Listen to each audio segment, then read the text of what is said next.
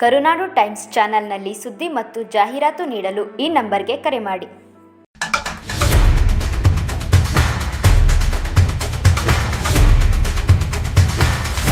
ಯಾವುದೇ ಸರ್ಕಾರನೂ ಕೂಡ ಸಂವಿಧಾನಬದ್ಧವಾಗಿ ಆಡಳಿತ ಮಾಡಬೇಕಾದಂಥದ್ದು, ಮಾರ್ಗಸೂಚಿಗಳ ಅನುಸಾರ ಕೆಲಸವನ್ನ ಮಾಡಬೇಕಂತ ಪ್ರತಿಯೊಬ್ಬರ ಕೆಲಸ ಕೂಡ.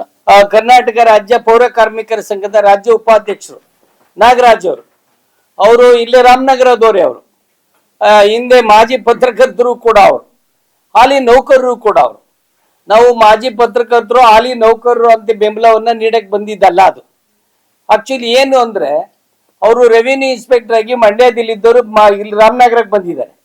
ಅವರು ಸಿ ದರ್ಜೆ ನೌಕರ ಅಂತಂದ್ರೆ 5 ತಿಂಗಳು 18 ದಿನನೂ ಆಗಿರ್ಬೇಕಷ್ಟೇ. 5 ತಿಂಗಳಾಗಿದೆ ಅಷ್ಟೇ ಬಂದು.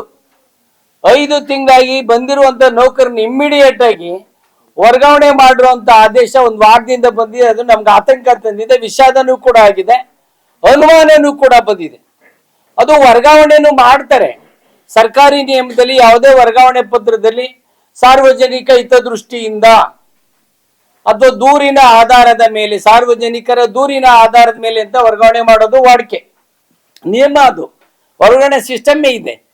ಸರ್ಕಾರಿ ನೌಕರು KCSR ಆಗಲಿ, CC ರೂಲ್ಸ್ ಆಗಲಿ, CC ರೂಲ್ಸ್ 1957 ಹೇಳುತ್ತೆ ಯಾವಾಗ ಒಬ್ಬ ನೌಕರನ್ನ ಅಮಾನತ್ ಮಾಡ್ಬೋದು, ಯಾವಾಗ ವರ್ಗಾವಣೆ ಮಾಡ್ಬೋದು, ಯಾವಾಗ ಇನ್ಕ್ರಿಮೆಂಟ್ ನ ಕಟ್ ಮಾಡ್ಬೋದು, ಇವೆಲ್ಲವೂ ಕೂಡ ಇರುತ್ತದೆ.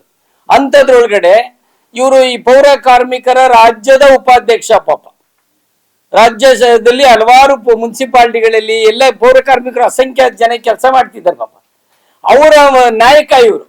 ಅವರ ರಾಜ್ಯ ಉಪಾಧ್ಯಕ್ಷನಿಗೆ ಬಂದು 5 ತಿಂಗಳಿಗೇನೆ ವರ್ಗಾವಣೆ ಯಾಕೆ ಸರ್ಕಾರ ಮಾಡದೆ ಅನ್ನೋದು ಸರ್ಕಾರ ಸ್ಪಷ್ಟೀಕರಣ ಕೊಡ್ಬೇಕಾಗಿದೆ. ಅದ್ಯಾಕೆ ಸರ್ಕಾರ ನಮ್ಮ ನಗರಾಭಿವೃದ್ಧಿ ಇಲಾಖೆ ಮಾಡಿದ್ಯೋ ನಮಗೆ ಗೊತ್ತಿಲ್ಲ.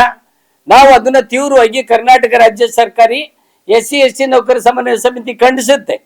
ಅದು ಒಬ್ಬ ರಾಜ್ಯ ಉಪಾಧ್ಯಕ್ಷನಿಗೆ ಈ ತರ ಆದ್ರೆ ಇನ್ನು ಸಾಮಾನ್ಯ ನೌಕರರು ಹೆಂಗ್ ಕೆಲಸ ಮಾಡೋದು? ನಮ್ಮ ನಾಗರಾಜ್ ಅವ್ರಿಗೆ ಮಾಡಿರುವಂತ ವರ್ಗಾವಣೆ ನಮ್ಗೆ ಅನುಮಾನಕ್ಕೂ ಇದಾಗಿದೆ, ವಿಷಾದನೂ ಆಗಿದೆ.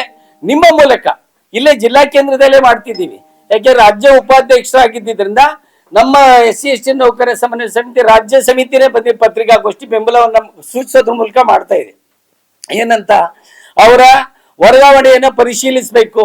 ಅದು ಎಲ್ಗೂ ವರ್ಗಾವಣೆ ಮಾಡವ್ರೆ, ಎಲ್ಲೋ ಅಕ್ಕಪಕ್ಕ ಅಲ್ಲ, ಮಾಗಡಿಯೋ ಕನಕಪುರವೋ ಆನೇಕಲ್ಲು ಅಲ್ಲ, ಶಿವಮೊಗ್ಗದ ಹನವಟ್ಟಿ ಅನ್ನೋ ಕಡೆ ಮಾಡಿದ್ದಾರೆ. ಇದೊಂಥರ ಪನಿಷ್ಮೆಂಟ್ ಟ್ರಾನ್ಸ್ಫರ್ ತರ, ಪಕ್ಕಾ ಪನಿಷ್ಮೆಂಟ್ ಟ್ರಾನ್ಸ್ಫರ್ ಇದ್ದಂಗೆ. ಆದ್ರೆ ಎಲ್ಲೂ ಕೂಡ ಅವರ ವರ್ಗಾವಣೆ ಆದೇಶದಲ್ಲಿ ಮೇಲ್ 1.5 ಲೈನ್ ಇದೆ, ಈ ಕೆಳಗಂಡ ನೌಕರರು ಇಂತಿಂತದ್ಗೆ ವರ್ಗಾವಣೆ ಮಾಡಲಾಗಿದೆ ಅಂತ ಯಾರೋ ಇಬ್ಬರನ್ನ ಹಾಕಿದ್ದಾರೆ. ಕಾರಣ ಬೇಕಲ್ಲ, ಕಾರಣ ಇಲ್ದೇನೆ ಹಿಂಗ್ ಮಾಡ್ತಾ ಇದ್ರೆ ಹಂಗಾರೆ ಹೆಂಗ್ ಪ್ರಾಮಾಣಿಕವಾಗಿ ಕೆಲಸ ಮಾಡೋದು? ಹೆಂಗ್ ಮಾಡಕ್ಕಾಗತ್ತೆ? ಯಾರೋ ತಪ್ಪು ಮಾಡಿದ್ರೆ ಸಾಬೀತು ಮಾಡ್ಕೊಳ್ಳಿ. ಅವರು ತಪ್ಪು ಮಾಡಿದೆ ಎನ್ಕ್ವೈರಿ ಮಾಡ್ಲಿ, ತಪ್ಪು ಮಾಡಿದ್ರೆ ಸಸ್ಪೆಂಡ್ ಮಾಡ್ತಾರೋ 285C ಮಾಡ್ತಾರೋ ಮಾಡ್ಕೊಳ್ಳಿ. ಆದ್ರೆ ಪ್ರಜಾಪ್ರಭುತ್ವವಾಗಿ ಸಂವಿಧಾನದತ್ವವಾಗಿ ಸಿಕ್ಕಿರುವಂತ ಅಧಿಕಾರವನ್ನ ಯಾರು ಕೂಡ ಅಧಿಕಾರಿಗಳಾಗ್ಲಿ ಯಾರೇ ಆಗ್ಲಿ ದುರುಪಯೋಗ ಮಾಡ್ಕೋಬಾರ್ದು ಅನ್ನೋದು ನಮ್ಮ ವಿನಮ್ರ ಒತ್ತಾಯ.